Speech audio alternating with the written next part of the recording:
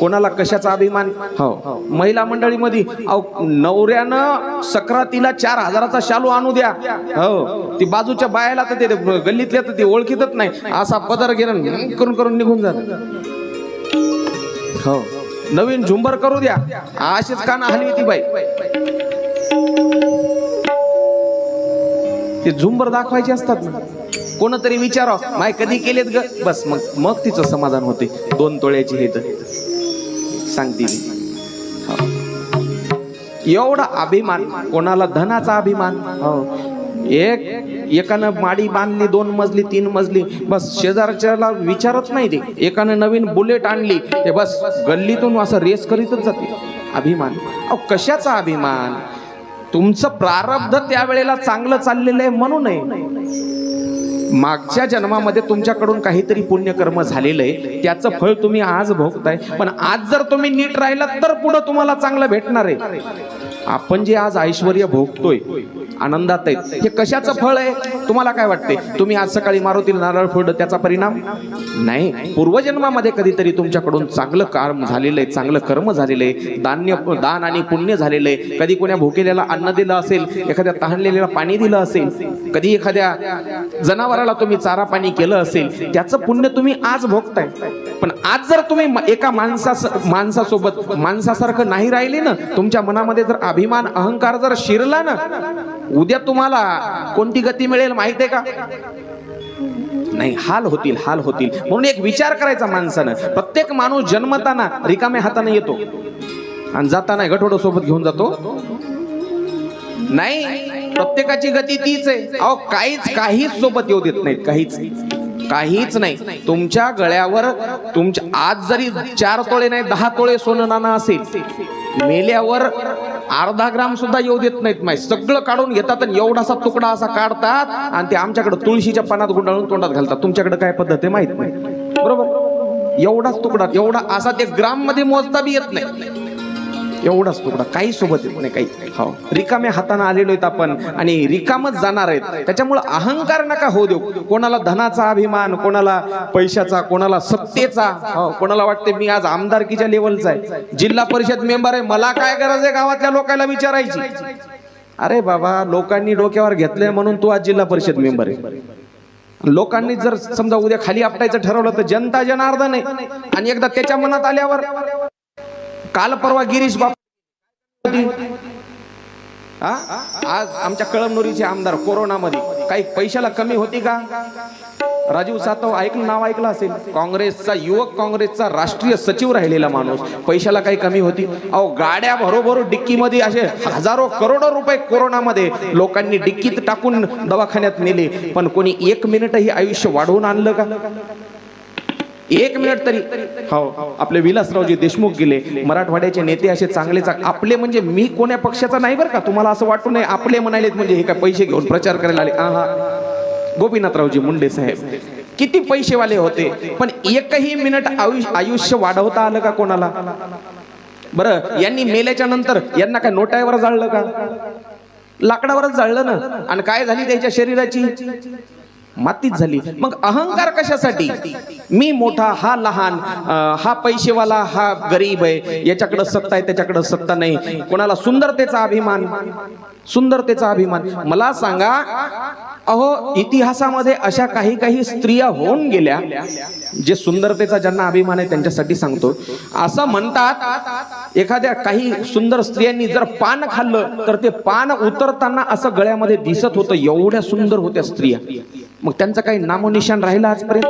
काहीच नाही, सगळ्याची माती झाली. अहो, भीमासारख्या बलाढ्य पुरुषाची देखील मातीच झाली. काय उरलं का? काहीच नाही. म्हणून हा अभिमान कशासाठी? नका, हा अभिमान करू नका. बस एक गोड भजन टाळी वाजून फक्त साथ द्या आणि भजनाचा भाव ऐका. भाव येताना घेऊन आलास का, जाताना घेऊन जाणार का? काय म्हणतोय कवी? येताना काही घेऊन आले नाही तुम्ही आणि जाताना कोणीच काही नेणार नाही. म्हणून अभिमान नको करू वेड्या, अभिमान नको करू. येताना घेऊन आलास का, जाताना घेऊन जाणार का? नको अभिमान करू भल्या माणसा, नको अभिमान करू भल्या माणसा.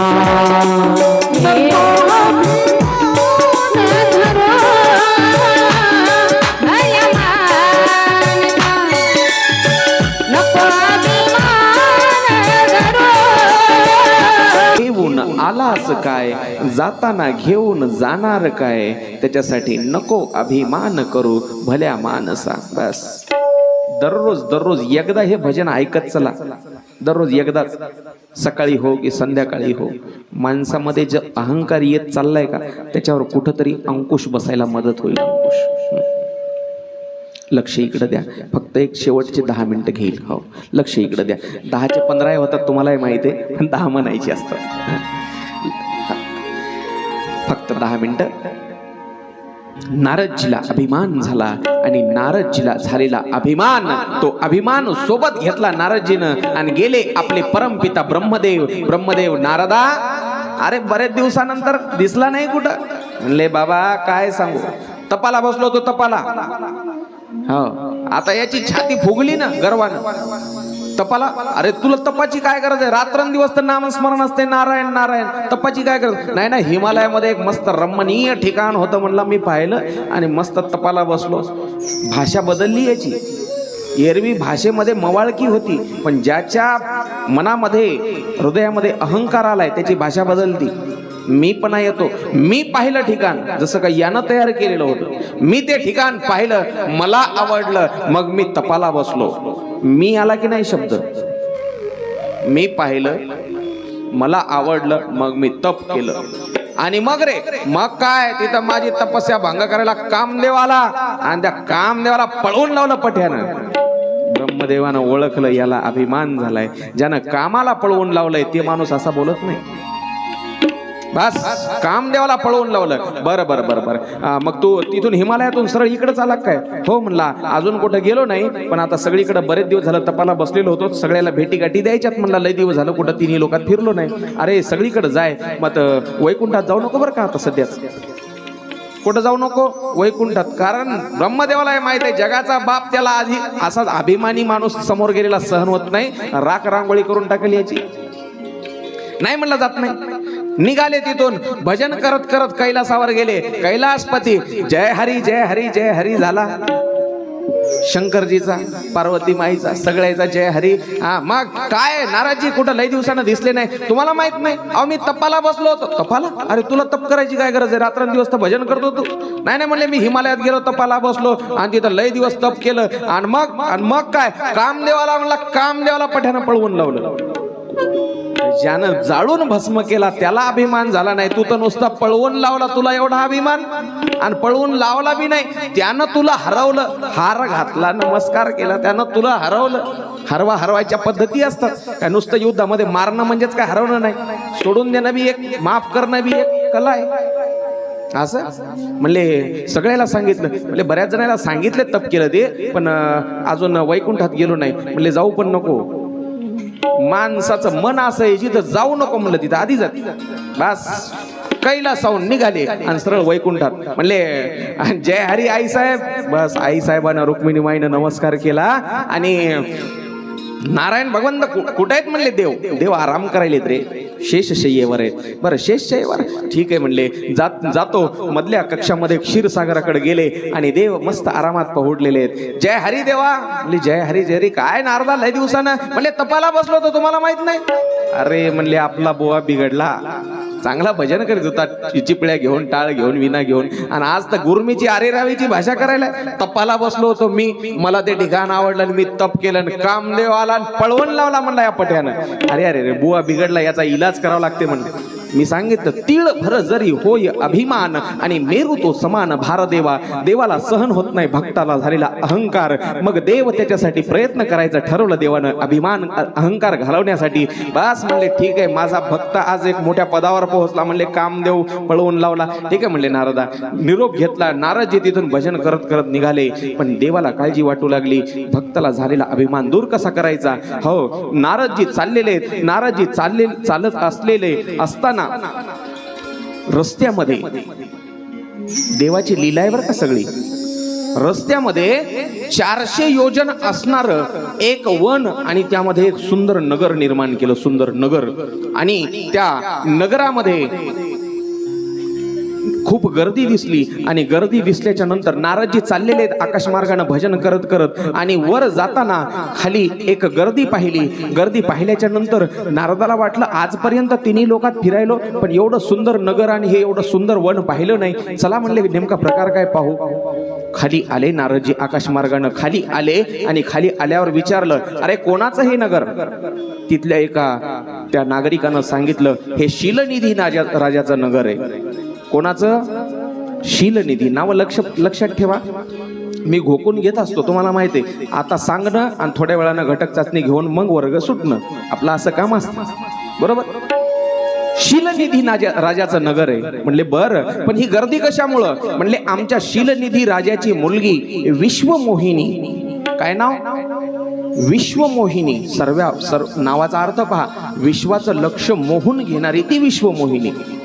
विश्वमोहिनी. तिचं स्वयंवर आहे म्हणले. तिचं काय आहे. स्वयंवर. बरं बरं वा वा वा छान. तुम्ही महाराज तुम्ही नारदजीच ना. त्या नागरिकांना म्हणले नारदजीच ना तुम्ही. हो म्हणले मी नारद. तुम्हाला माहित नाही तुम्ही मला ओळखलं नाही. अजूनही त्याची छाती फुगलेली. तिन्ही लोकांमध्ये माझी ख्याती आहे म्हणले. तुम्ही ओळखलं नाही. बरं बरं तुम्ही आत्ता थांबा म्हणले. आमच्या महाराजाला जाऊन सांगतो शीलनिधी राजाला की नारदजी आपल्या नगरात आलेत. बस तो नागरिक धावत गेला. तो माणूस राजवाड्यामध्ये. आणि स्वतः राजा शीलनिधी स्वागतासाठी नारदाच्या बाहेर आलेले. हार घातला, पाय धुतले आणि आपल्या राजवाड्यामध्ये नेलं. एका उंच आसनावर सिंहासनावर बसायला सांगितलं. नारदजी बसलेले. महाराज भगवंताच्या कृपेनं मला एक मुलगी आहे विश्वमोहिनी. आणि त्या विश्वमोहिनीचं मी स्वयंवर करायचं ठरवले. कोण सांगते. तो शीलनिधी राजा नारदाला वृत्तांत सांगतोय. मला एक मुलगी आहे विश्वमोहिनी नावाची. तिचं मी आता स्वयंवर करणार आहे. आणि ती आता नांदायला जाणार आहे. त्यासाठी तिचं पुढचं भविष्य मला तुम्ही सांगा. तिनं त्या राजानं आवाज दिला. शीलनिधी राजानं बेटा विश्वमोहिनी बाहेर ये. विश्वमोहिनी हातामध्ये पूजेचं ताट घेऊन नारदजीची पूजा करण्यासाठी आली. पाद्य पूजा केली. आणि नारदानं विश्वमोहिनीच्या मुखाकडे पाहिलं. विश्वमोहिनीचा चेहरा पाहिल्या बरोबर नारदजी वाटले. नारदजी मनात विचार करतायत अरे अरे अरे अरे अरे आपण जे अगोदरच जाहीर केले मी आयुष्यभर ब्रह्मचारी राहणार, लग्न करणार नाही, जरा गडबडच केली काय की. कळालं. ही जर मला आधी दिसली असती तर मी लग्न केलं असतं हिच्या सोबत आणि संसार केला असता. मी उगाच आधी पेपर मध्ये जाहिरात दिली, बातमी दिली टीव्हीला की नारद लग्न करणार नाही म्हणून. ही जर मला आधी भेटली असती तर आज सुखी संसार राहिला असता. किती सुंदर रूपवान आहे ही मुलगी असं नारदजी डोक्यात विचार करतायत. तो त्या विश्वमोहिनीच्या चेहऱ्याकडे पाहून विश्वमोहिनी हातात पूजेचं ताट घेऊन उभी आहे. आणि ते पाहिलं शीलनिधीनं. नारदजी फक्त पाहतायत त्या मुलीकडे पाहतायत, तिच्या चेहऱ्याकडे पाहतायत. एक टक. ओ नारदजी असं काय पाहिले. भविष्य सांगा भविष्य. मग नारदजीनं डोकं खाजवलं. अरे मी आलतो कशाला आणि कोणत्या विचारात गुंग आहे. बस नारदजीनं वाकड्या तिकड्या 2-3 गोष्टी सांगितल्या. आपला विना घेतला, चिपळ्या घेतल्या. नारदजी दक्षिणा तरी घेऊन जा. नाही नाही म्हणला पुढच्या वेळेला आल्यावर मग नेतो दक्षिणा. दक्षिणा राहू द्या म्हणला तुमच्याकडे बाकी. काहीतरी केलं पाहिजे आणि ही मुलगी मिळवली पाहिजे. पहा कामदेवाला पळवून लावणारा आता कामदेवाच्या जाळ्यात अडकला की नाही. त्याची माया कोणाला कळाली नाही. सगळा सूत्रधार तो आहे. एवढा वेळ काय सांगत होता पट्यानं काम पळवून लावला पण आता त्या कामदेवाच्या जाळ्यात अडकला. देव म्हणला आता मासा आला जाळ्यात. आबा आ गया ओट पहाड के नीचे. आलं पळत परत ते नारद कुठं देवापाशी वैकुंठापाशी सगळे तिथंच जातात. आपल्यालाही तिथंच जाणं आहे. हो आपल्यालाही तिथंच जाणं आहे. नुसतं आपण गुरुमीत इकडे फिरतो 4 दिवस पण शेवटच्या क्षणाला त्याच्याशिवाय कोणी नाही. आलं तिथं देवा म्हणले काय म्हणले मी जरा गडबड केली म्हणले ब्रह्मचारी राहण्याची पण आपल्याला एक मुलगी पसंत पडली म्हणले आणि ती मुलगी मला मिळाली पाहिजे असं तिचं स्वयंवर होणार आहे म्हणले आणि जगातल्या सर्वात सुंदर पुरुषाची तिचं लग्न होणार आहे. तिला आवडेल असं असं रूप द्या. देवानं काय हो त्याला काय जमत नाही असं काय आहे का? एवढं सगळं सुंदर जग निर्माण केलं देवानं त्याला जमत नाही असं काय आहे का? त्यानं नारदाचं देखील शरीर असं सोन्यासारखं चमचम चमचम चमकाय लागलं. सगळं शरीर इतकं सुंदर बनवलं नारदाला, इतकं सुंदर बनवलं. किती सुंदर सगळं शरीर सोन्यासारखं. हो सुवर्ण कांती म्हणजे चमचम चमकाय लागली. सुगंध दिला. एवढं सुगंधित शरीर सगळं शरीर बनवलं सुंदर पण तोंडात मात्र बंदर. आलं का लक्षात? सगळं शरीर सुंदर पण तोंड मात्र बंदर. वानराचं माकडाचं तोंड बनवून टाकलं. आणि तेव्हा आरसा नव्हता, मोबाईलही नव्हता सेल्फी काढून पाहायला. चला आपण एवढा आहारी गेलो त्या मोबाईलच्या म्हणून ते सांगावं लागते. काहीतरी परिणाम झाला तर झाला अपेक्षा एवढीच. चला नारदाची कथा सांगायची, विषय बाजूला नेणार नाही अजिबात. माकडाचं तोंड घेऊन नारदजी धावत धावत धावत धावत पुन्हा त्या नगरामध्ये आले. शीलनिधी राजाच्या आणि विश्वमोहिनीचं स्वयंवर चालू होणार होतं. बस इकडं शंकरजीला बातमी कळाली देवानं असा असा कार्यक्रम केलाय नारदाचा. हो देवानं 2 शिवगण कैलासाहून पाठवून दिले. जा रे नारदजी जिथं बसलेत का नारदजीच्या आजूबाजूला बसा म्हणले. 2-3 शिवगण आले आणि नारदजी जिथं बसले होते इकडून एक बसला इकडून एक बसला. पाठीमागच्या रांगेत एक शिवगण बसले. शिवगण या बाबाची मजाच घ्यायची म्हणजे जिरवायचीच, याचा अभिमान जिरवायचा. देवाला फजिती करायची म्हणजे काय हो, भक्ताला झालेला अभिमान घालवायचा होता. नारदजीच्या आजूबाजूला शिवगण बसलेले आहेत. हो तो राजा शीलनिधी आला आणि त्यानं जाहीर केला माझी मुलगी विश्वमोहिनी अवघ्या काही क्षणात या मंडपात येत आहे. सर्व राजे राजकुमार देशोदेशीचे आलेले वीर सर्वांना विनंती आपल्या आपल्या खुर्च्यावर बसून घ्या. सगळा मंडप भरला होता. सगळ्या अशा लाईन मध्ये खुर्च्या टाकलेल्या. मध्यभागी एक असा रस्ता सोडलेला, दोन्ही बाजूनं खुर्च्या टाकलेल्या. पहिल्या रांगेमध्ये पहिल्या खुर्चीवर नारदजी जाऊन बसले. म्हणले काय नाही तिनं आलं आपल्याला पाहिल्या बरोबर आपल्या गळ्यातच माळ घातली पाहिजे. आपल्यापेक्षा कोणही तर सुंदर. आला नारदजी बसले. बाजूला 2 शिवगण बसले. बाबा कुठून आलात? अरे मला बोलायला वेळ नाही, थांबा. नारदजी काय म्हणतायत त्या बाजूच्या शिवगणाला? बोलायला वेळ नाही, थांबा. विश्वमोहिनी येते. बाबा येईल ना ती. अरे बोलू नका ना मध्ये. नारदजी तयारीत असे बसलेले आहेत आणि विश्वमोहिनी आली. आल्याबरोबर विश्वमोहिनीनं नारदाकडे एकदाच पाहिलं जे तोंड वाकडं केलं. 2-3 लाईन दिली सोडून गेली मागच्या चौथ्या लाईनला. 2-3 लाईन काय म्हणली, पहिल्याच लाईनला माकडाचं तोंड घेऊन बसले. नारदजीनं विचार केला अरे अरे अरे अरे ही आली आणि हिनं का मला बरोबर पाहिलं नसेल काय, हिला का मी दिसला नसेल काय. ए शिवगणाला त्याला म्हणू लागले तुम्हाला काय काम आहे की नाही मला बोलायले तुम्ही. तिनं पाहिलंच नाही का माझ्याकडं. कोणत्या लाईनला गेली? 5व्या लाईनीत दिसायली. असं वाकून वाकून उभं राहून पाहायला लागले नारदजी. पण तिनं फिरून पाहिलं का? नाही. पहिल्याच रांगेत आज काय म्हणतो नाट लागली म्हणतो ना आपण, पहिल्याच रांगेत येऊन बसले म्हणली.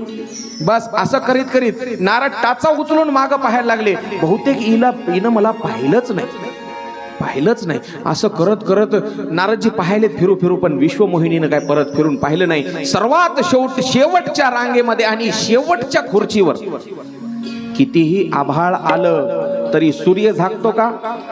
नाही झाकत. कितीही ढग दाटून आले तरी सूर्य झाकत नाही. कितीही दान देणारे आले तरी, कितीही चांदण्या आल्या तरी चंद्र झाकत नाही. हो एक गोड दोहा आहे, सूरज छुपे नहीं बादल छायो, कितीही दाता छुपे नहीं मांगन आयो. कितीही मागणारे जरी आले तरी दान देणारा व्यक्ती झाकत नाही. कितीही चांदण्या आल्या तरी चंद्र झाकत नाही. तसं देवाचा जो प्रकाश आहे, देवाची जी सुंदरता आहे, किती कितीही सुंदर जगातले लोक आले तरी देवाची सुंदरता झाकत नाही. मंडपातल्या सर्वात शेवटच्या खुर्चीवर देव बसले होते, नारायण परमात्मा. त्या नारायण परमात्म्याकडे त्या विश्वमोहिनीनं पाहिलं आणि पाहिल्याबरोबर विश्वमोहिनी धावत घेतली आणि त्याच्या गळ्यामध्ये, नारायण भगवंताच्या विष्णू परमात्म्याच्या गळ्यामध्ये ती वरमाला घातली आणि विश्वमोहिनीचा हात धरला नारायण भगवंतानं आणि सगळ्या मंडपातल्या राजाच्या समोर देव त्या विश्वमोहिनीला घेऊन निघालेले रथातून. दुल्हन ले गए लक्ष्मी निवासा, दुल्हन ले गए लक्ष्मी निवासा, दुल्हन ले गए लक्ष्मी निवासा, दुल्हन ले गए लक्ष्मी निवासा, दुल्हन ले गए लक्ष्मी निवासा, दुल्हन ले गए लक्ष्मी निवासा, दुल्हन ले गए लक्ष्मी निवासा, दुल्हन ले गए लक्ष्मी निवासा. सब समाज सब भय हो निराशा, सब समाज भय हो निराशा, दुल्हन ले गए लक्ष्मी निवासा, दुल्हन ले गए लक्ष्मी निवासा, दुल्हन ले गए लक्ष्मी निवासा. दुल्हन ले गए लक्ष्मी निवासा, सब समाज सब भय हो निराशा. सगळा समाज निराश झाला आणि जी दुल्हन आहे, नवरी आहे, ती कोण घेऊन गेलं? दुल्हन ले गए लक्ष्मी निवासा. म्हणजे नारायण भगवंत त्या नवरीला घेऊन निघून गेले. शिवगण म्हणायला लागले, ते मजा घ्यायला चालते महादेवाचे गण. काय बाबा लय नटून धटून आलते. अरे जाऊ द्या रे म्हणले, तिला या सुंदर पुरुषाची पारखच नाही म्हणले, तिला काय माझी सुंदरता कळालीच नाही म्हणले. हो मी किती सुंदर आहे ते. बाबा तुम्ही लय सुंदर. अरे माय बघा बघा म्हणले, माझं शरीर कसं सोन्यासारखं चमकायले, कसा सुगंध येतोय माझ्या शरीराचा. बघा बाबा म्हणले, बघतोय आम्ही तुमचं शरीर, पण तुम्हीच एकदा तुमचं तोंड तर पाहून या. काय म्हणले? तुम्ही एकदा तुमचं तोंड पाहून या. ए चेष्टा करता का रे माझी? चेष्टा करता? बाबा तुमचं एकदा तोंड तरी पाहून या. बस राग आला नारदाला त्या शिवगणांचा आणि गेले जंगलात निघून. जंगलात निघून गेल्यावर पुढे एक तळ लागलं, तळ. आणि त्या तळ्यामध्ये नारदांनी आपला चेहरा वाकून पाहिला. अरे अरे अरे अरे अरे देवा, मला फसवला आणि स्वतः आपण ती बायको घेऊन गेला होय, मला फसवलं. अरे जगामध्ये फक्त एकदा मला पहिल्यांदा एक स्त्री आवडली आणि ती बी स्त्री माझी हिरावून नेली तू.